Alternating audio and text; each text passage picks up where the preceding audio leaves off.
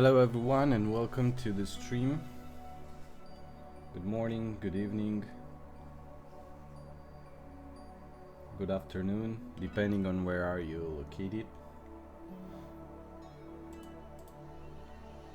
So in today's short session I'm gonna show you a game that unfortunately didn't make it on Kickstarter. The campaign, in my opinion, was a success. They raised around $23,000. They should have raised like 35. At least that was their goal. And the game is called Beasts of Bermuda.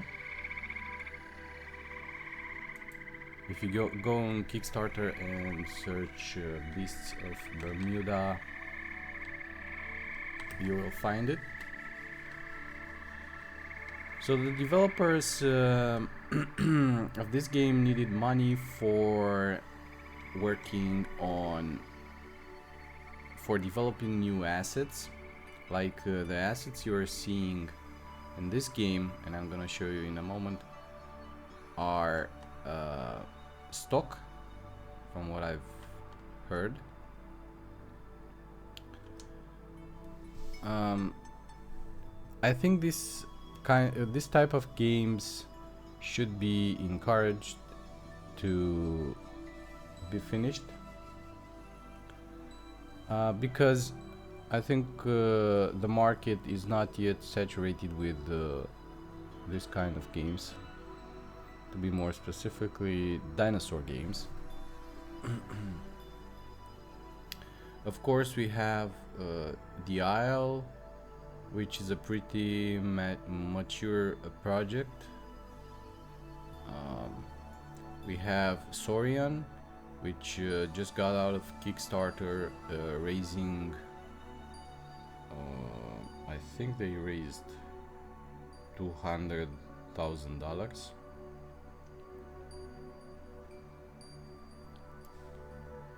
But Soran is still facing development issues, so they're going slower than everyone expected, but they will have quality content, so they're more like on the premium side of things. They have their specific target.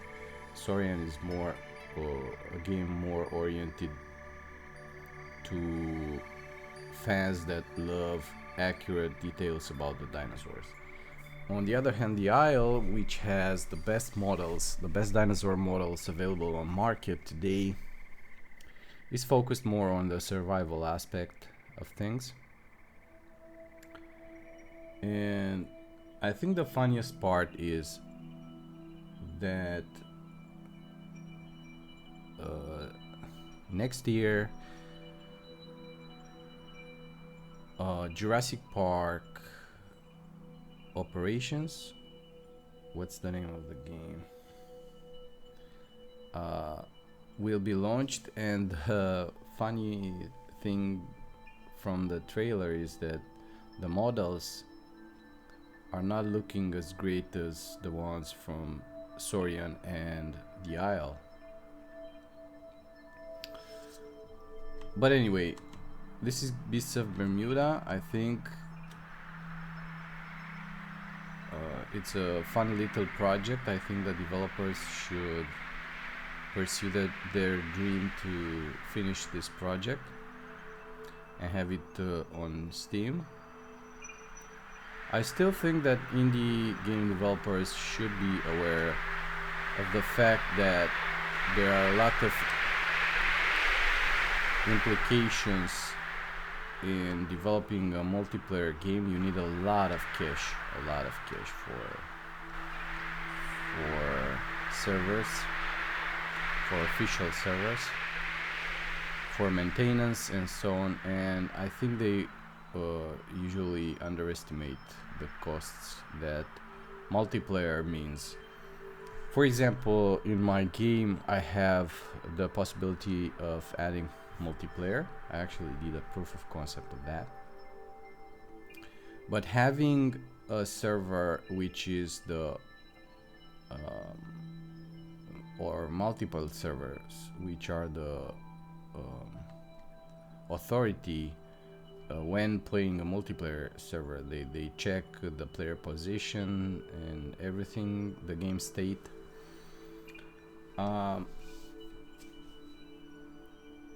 Essentially the game has to be run on server as well, and that costs hardware, computing power and networking. Hi Vipul. So this is Beasts of Bermuda. It's a game that didn't make it on Kickstarter. They had a Kickstarter campaign. They raised like 70% of their needed money.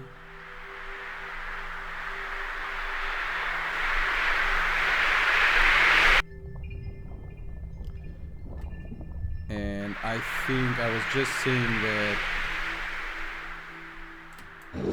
I think they should maybe Unreal. I guess so, yeah. Let's look. Yeah, I think it's in Unreal if I remember correctly. Yes, I want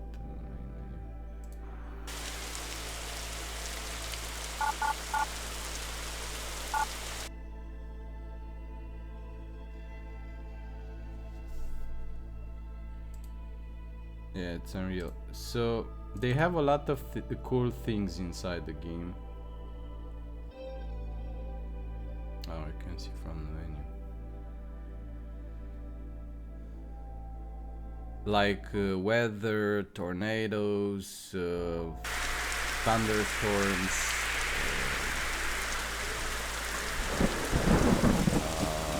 You can customize your model. They have a really interesting system. I'll show you in a bit. Oh, they also have, I think this is a bug. They also have the possibility of playing an underwater dinosaur.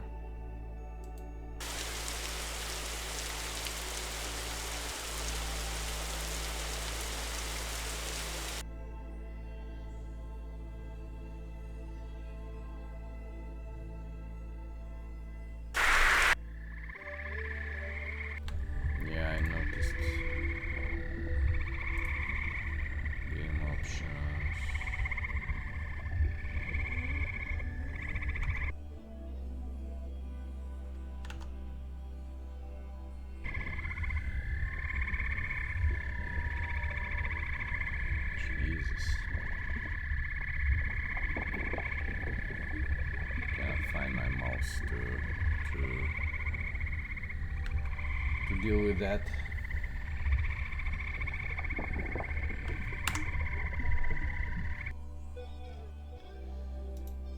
Okay, so mixer.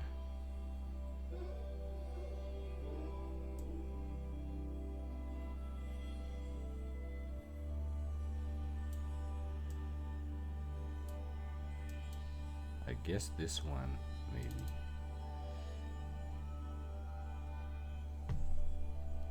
Hopefully the developers will go forward. I actually talked with the main developer before releasing the Kickstarter campaign. To me, it was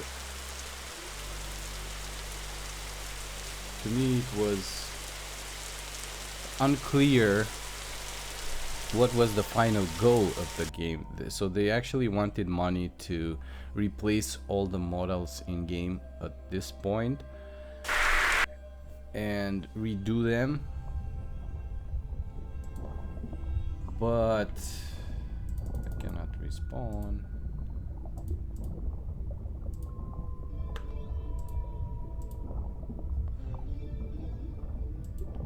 But I thought that was not enough,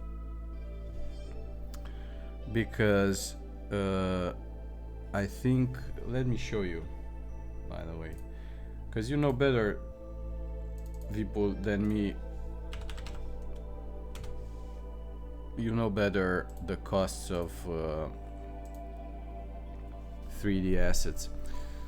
So they only raised $23,000. The goal was 35, but I was against this goal. I think they should have asked for like $100,000.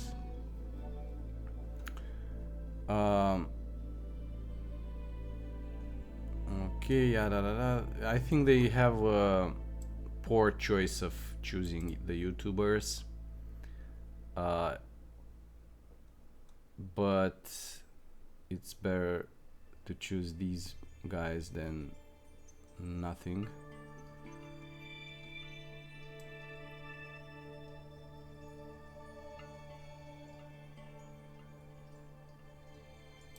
Okay, so they asked money for the custom models, and I've made a couple of calculations, and for me the price tag of $3,000 per model is too low, at least for a 3D model like this, because you need a lot of instances of animating instances, and none of the rigs are the same as the previous one.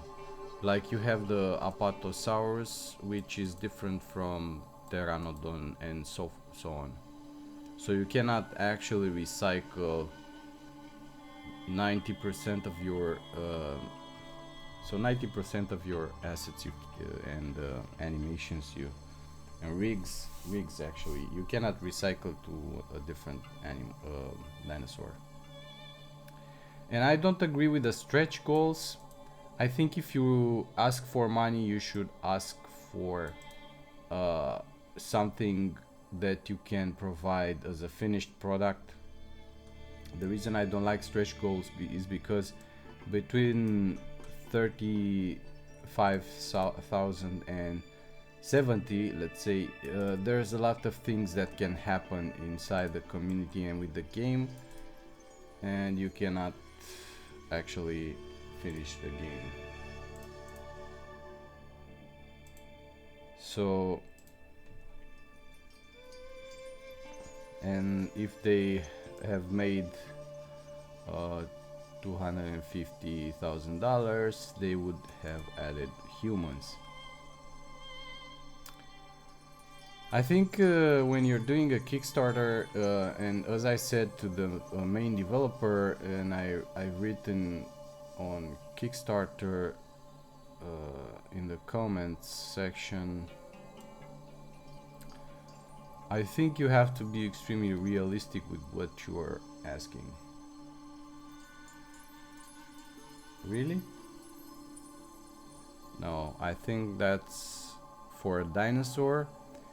Just think about the fact that these are dinosaurs, not human rigs, not human-like rigs or models, and they are extremely different, and there's no documented way of knowing how this creature needs to move, or you have to do a lot of research. So let me show you this game, Soran, which is another game on Kickstarter that was successful, and I've also vouched for this. This project has its specific target because they are offering a simulator that accurately describes the ecosystem that was available in the Hell Creek Formation. Okay, and they're doing it with the real paleontologists, and but this game, if I fire up this game, you will be disappointed.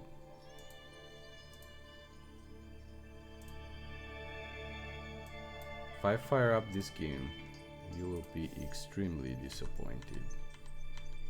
Where is it?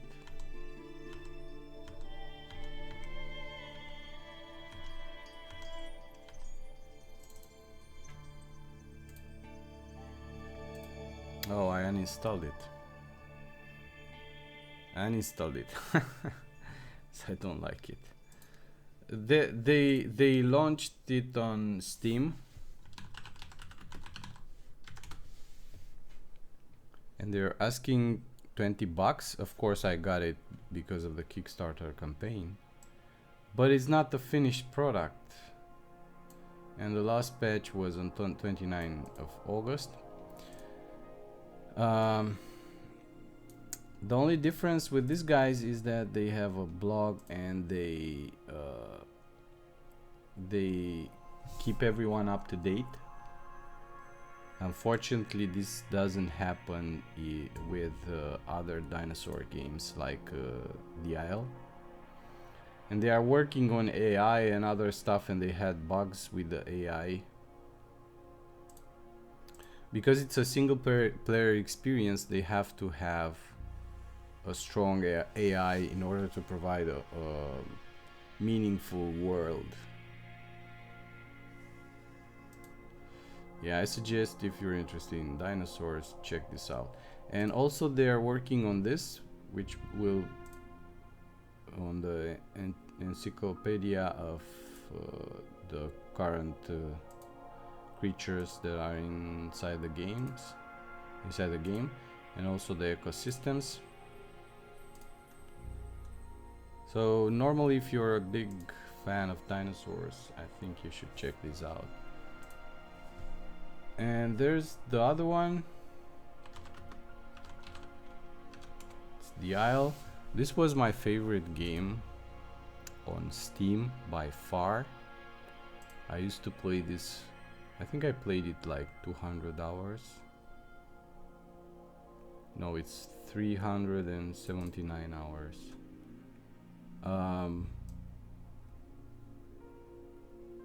These guys are working hard for their game, and it's really enjoyable, but I have mixed feelings about it.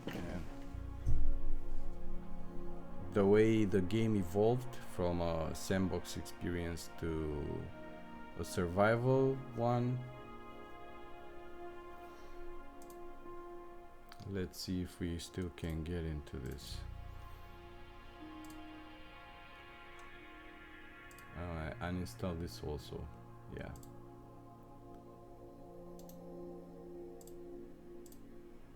No time for games, man. I still think this game, the Hunter Primal, has the best engine, the best map engine ever. Like, if I show you some footage, so we have, where's the time lapse?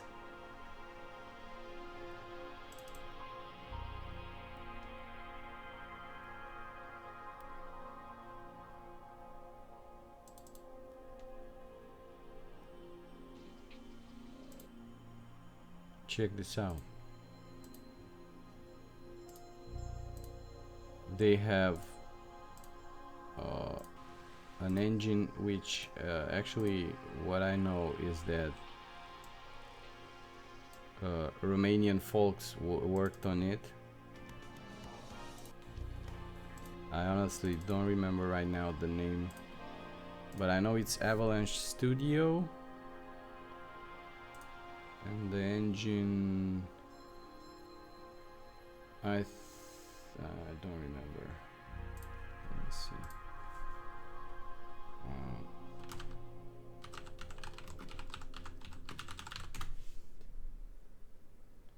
It's Avalanche Studio.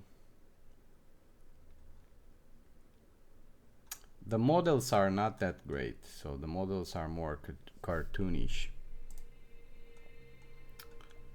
But the engine, so The hunter. Yeah. I used to research this.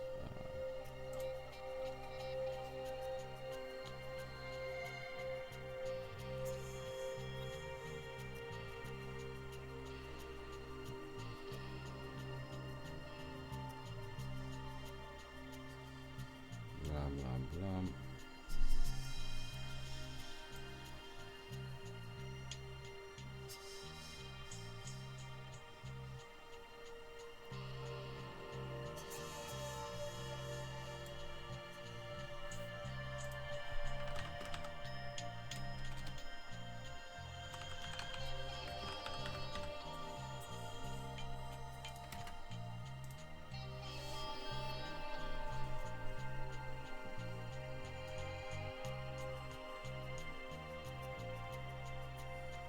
Same page.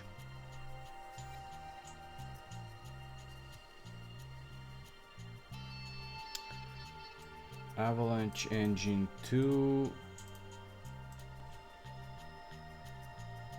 which was used, I think, in Just Cause.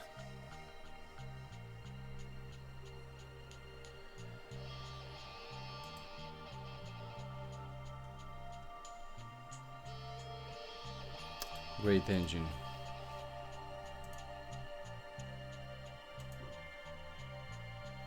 Yep. So that's it for me for today, for this session. See you later with development of my own game. Cheers. Thanks for watching.